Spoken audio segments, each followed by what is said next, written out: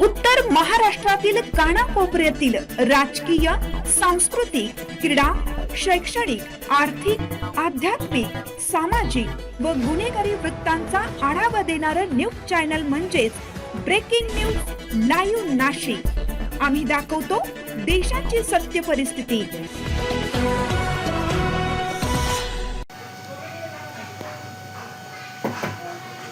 सातपूर विभागातील 2 दिवसापूर्वी अतिशय दुःखद घटना घडली। ती म्हणजे अशी की एक महिला गाडीवरून जात असताना तिचा ॲक्सिडेंट झाला आणि ॲक्सिडेंट झाल्याचं कारण ते म्हणजे रस्त्यावरील फिरणारे अवजड वाहन। मान्य आहे, सातपूर हा MIDCचा भाग आहे। MIDCचा भाग असल्यामुळं कामगार वर्ग मोठ्या प्रमाणात आहे आणि बाहेरनं पण कामगार येत जात असतात। त्यांचं बस, रिक्षा, स्वतःच्या गाड्यांवर जाणं येणं असतं आणि आज पुढे 2026ला येऊन ठेपलेला महाकुंभ, त्यामुळे रस्त्यावर चालणारे जी महानगरपालिकेचे, प्रशासनाचे जे रस्त्याचेही कामं चालू आहे, त्याच्यामुळे तर रस्त्यावर अडचण ही निर्माण झालेलीच आहे। पण MIDC असलेल्या कारणाने जे बाहेरून येणारे MIDCत जे मोठे मोठे कंटेनर आहे, हा आत्ताचाच विषय नाही आहे, हा पूर्वीपासूनचा विषय आहे की मोठे मोठे कंटेनर, मोठे मोठ्या ट्रक ज्या कंपन्यांमध्ये माल खाली करण्यासाठी येतात किंवा माल घेऊन जाण्यासाठी येतात, त्या गाड्यांमुळे भरपूर असे अपघात होत असतात। म्हणजे प्रत्येक महिन्यामध्ये कमीत कमी 5 ते 6 अपघात होतात आणि कोणाचा नाही कोणाचा जीव जातो, त्याला जीव गमवावा लागतो। आणि हे जे कंटेनर आहे, हे कंटेनर असो किंवा मोठ्या आयसर असो, मोठ्या गाड्या ज्या आहे, ज्या रस्त्याच्या कडेला अगदी अनियमबाह्य असतात, उभ्या असतात आणि त्यांना कुठलाही नियम लागू नसतो की त्या गाड्या जेव्हा उभ्या राहतात रस्त्याच्या कडेला, रस्त्याच्या मधोमध किंवा जिथे त्यांना मोकळी जागा दिसेल तिथे ते गाडी उभी करून मस्त आपल्या काम करत असतात।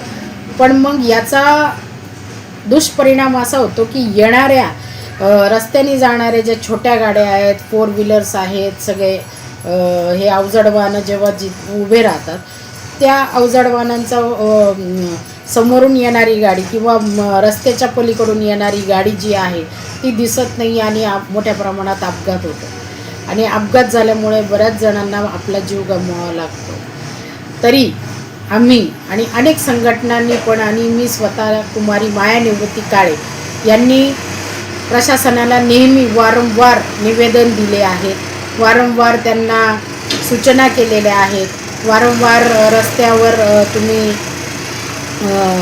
गतिरोधक करावे, जो वाढता गाड्यांचा जो प्रवाह आहे त्या प्रवाहासाठी ट्रॅफिक पोलिसांनी उभं राहावे, असं वारंवार आम्ही सांगत असतो। आमची संघटना, आमचा पक्ष नेहमी निवेदन देत असतो, पण याच्यावर प्रशासन का कारवाई करत नाही हे समजत नाही। ह्या गाड्या जेव्हा रस्त्याच्या आजूबाजूला बिनधास्त उभ्या असतात, गर्दीच्या ठिकाणी उभ्या असतात, तरी ट्रॅफिक पोलीस झालं, प्रशासन झालं, नगरपालिका झालं, याच्यावर दखल का नाही घेत? आम्हाला काही समजत नाही आहे। काही ह्या गाड्यावाल्यांचं काही लागेबंद या प्रशासनाशी, नगरपालिकेशी, ट्रॅफिक पोलिसांशी काही लागेबंद संबंध आहेत का, हा आम्हाला प्रश्न पडतो। कारण की याच्यावर कुठलीच कारवाई होत नाही आणि कारवाई होत नसल्या कारणाने इतक्या लोकांचा जीव जातोय, याची त्यांना दया येत नाही का?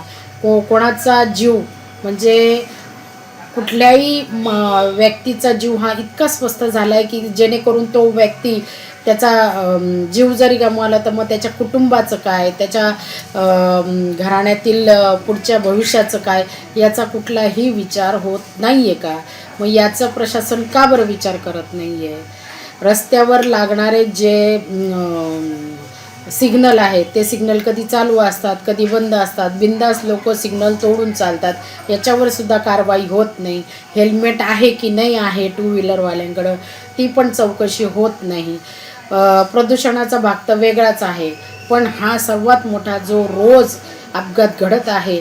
एका महिन्यामध्ये 4-4, 5-5 जर तरुण मुलं मुली जर याला बळी पडत असेल किंवा सामान्य कुटुंबातला एखादा कामगार या अपघातांना बळी पडून जीव गमवत असेल तर याला जबाबदार कोण आहे? प्रशासन म्हणावं की कोण म्हणावं? मग कमीत कमी यांनी हा तरी विचार केला पाहिजे. एक ठोस पर्यायी मार्ग, पर्यायी एक ट्रक थांबा किंवा ट्रक टर्मिनल यांनी सातपूर MIDCमध्ये का नाही उभारला आहे? हा पण एक प्रश्न उभा राहतो. बस.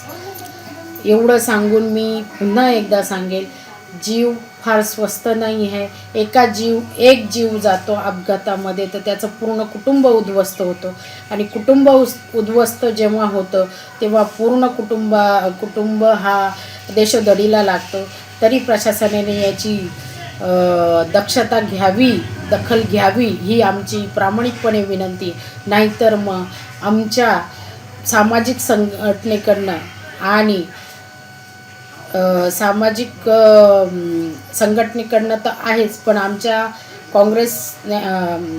काँग्रेस नॅशनल पार्टीकडनं सुद्धा आम्ही भव्य आणि मोठ्या प्रमाणात असे रस्त्यावर उतरून आम्ही मोठी एक आंदोलन उभं करू आणि आंदोलन उभं करण्यामध्ये आमच्याबरोबर सामान्य जनता पण आमच्यासोबत निश्चित उभी राहील हे सांगून मी प्रशासनाला आव्हान करते.